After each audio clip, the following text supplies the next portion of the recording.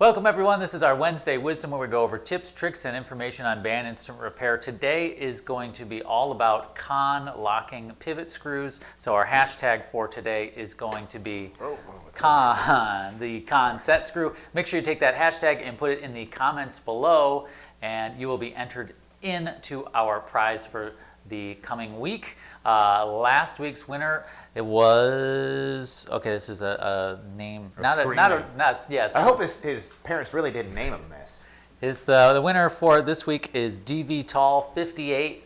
DV, send me an email to Rich, RICH at MusicMedic.com, and we will get you your prize. For the rest of you, if you want to be entered into this week's drawing, make sure you take the hashtag Conn set screw and put it into the comments below, and we will make sure you are entered into the drawing for next week. So Ryan, we are going to talk about Conn set screws today, as well as the locking pivot screws that goes with them. But could you just very briefly just recap the first two parts of our series, which is the false taper and before that the true tapered pivot screw? I'm definitely going to do it. I've already got the marker uncapped, so there's no going back now. All right. So just a quick review if you haven't been catching our multi-part series of pivot screws.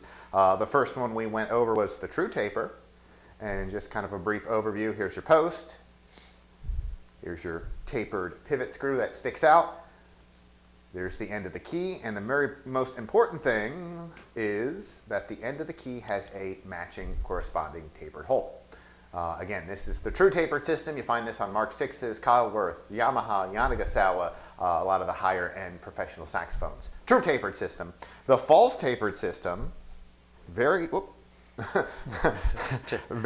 Sorry, I'm getting ahead of myself here.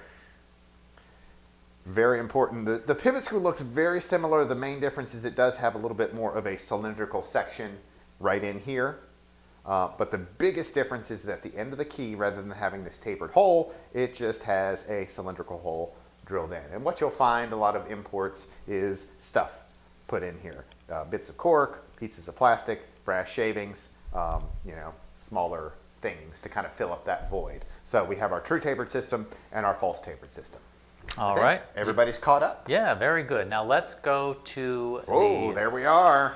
The two types of Conn pivot screws that are out there. Of course, the one on top is a cylindrical pivot screw with a section to be locked by the grub screw. Yep. I'm mainly going to be talking about the bottom one here, which is that tapered pivot screw here. The top one with the cylindrical section, that's more busher-like. I'll talk about that when I talk about the busher pivot screws. But there you can see the tapered pivot screw with that very, very tiny set screw at the top there. And that's what kind of makes this system very unique. So how does that function, Ryan?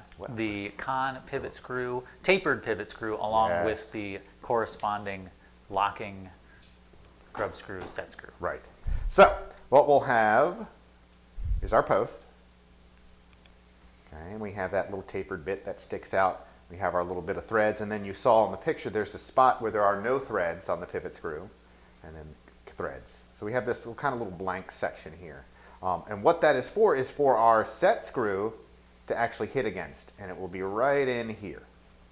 Okay. So we'll have our regular pivot screw, and then that set screw comes at the top and hits in that blank area, and that's what actually locks this pivot screw in place. Okay, it's a very kind of neat feature. The end of the key is very similar to the true tapered system, where it does have a corresponding tapered hole.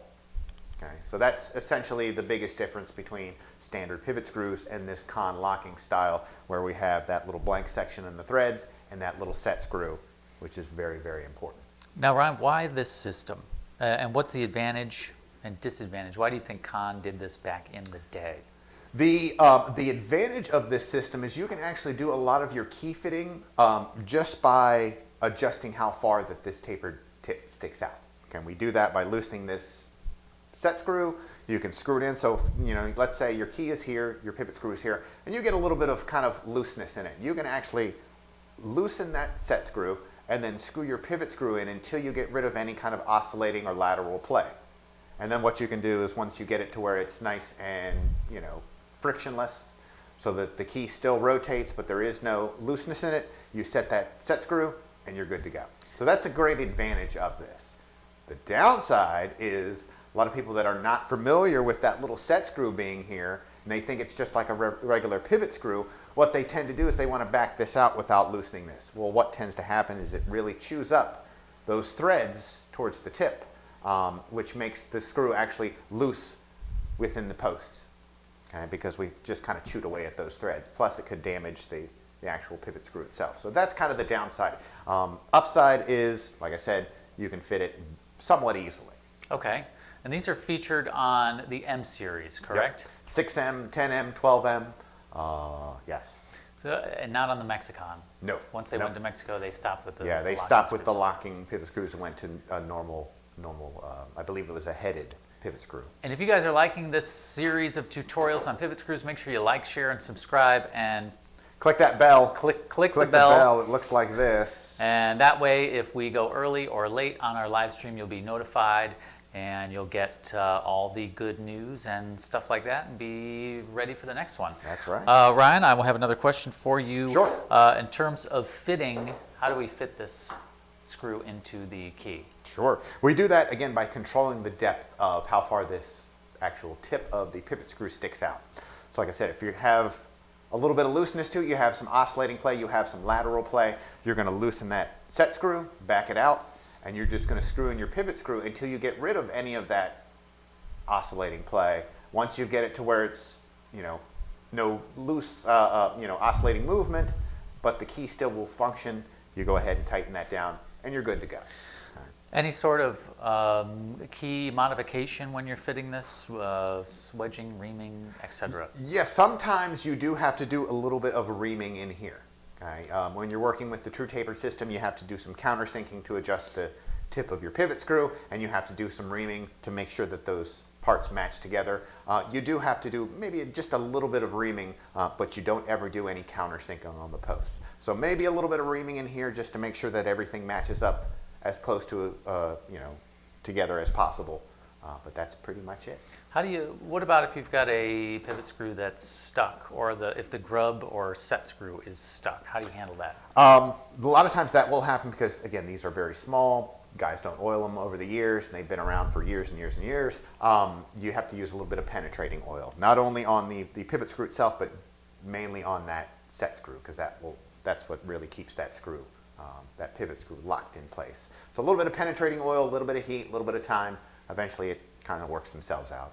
And say, not that anyone here's done that before, but say they forget that the set screw is locked in, and they try to back out the pivot screw, and they muck up the threads on the pivot screw. Yes. What do you do? Usually in that case, I will get a new pivot screw. Okay. And since they're not widely available, although Ed Kraus, our good buddy Ed Kraus, has them available. If you know somebody that knows somebody, you can get them. Yeah. And luckily we know some people. That's right. So that's usually what I'll do is I will just go ahead and get, especially if those beginning threads are chewed away, it makes for a tough key fitting experience just to replace it. Same thing with those little set screws. Yeah. And Kraus, he offers both the cylindrical style and the tapered style Conn replacement pivot screw. Yep. They're stainless steel, they're good quality. Just get them from Kraus. Yep. Absolutely. And then, of course, the grub screw, those are from any sort of industrial supplier. You can get those. And what's our thread pitch on those? The thread pitch on these guys right here on the little set screw is 164. But you may want to just double check, because occasionally over the years, this getting stuck in there, techs going at it with the drill bit or whatever, this could have been retapped for a different size. So just double check with that. Like I said, I've 164 is the most common one that I've come across, although with some altered ones I've gone all the way up to 256. But wow, 156. Oh, sorry, 164 is going to be the size for your little set screw. And I know that if you need to check the whole thread, I know the MusicMedic Ultimate Tap and Die Set has little thread checkers that you can screw in there and test that out. Yep. Any lubrication that you use? Absolutely, yes. Yeah, just with anything, you don't want this to get seized in there over the years, so making sure you oil not only your pivot screw, but that little set screw. I like to use the UltiMax, but really right in here is where you're going to put a nice big dab of the pivot and roller lubricant, and I find using the syringe is very nice because you can just dab it right there in the end of the key, you put everything together, and everything's well lubricated. Cool. All righty. Well, Ryan, that was excellent. Thank you. You're welcome. Everyone, tune in for next week. We're going to do part 4, and it's going to be the King set screw, not set screw, but the King locking screw with the locking nut. We'll show you how to fit those and get all of those situated. Make sure you put that hashtag in the comments below, the Conn set screw, so you can be entered into the drawing for next week. DV, make sure you send me an email to Rich, R-I-C-H, at MusicMedic.com. And that's going to do it for now. Until next time, happy repairing.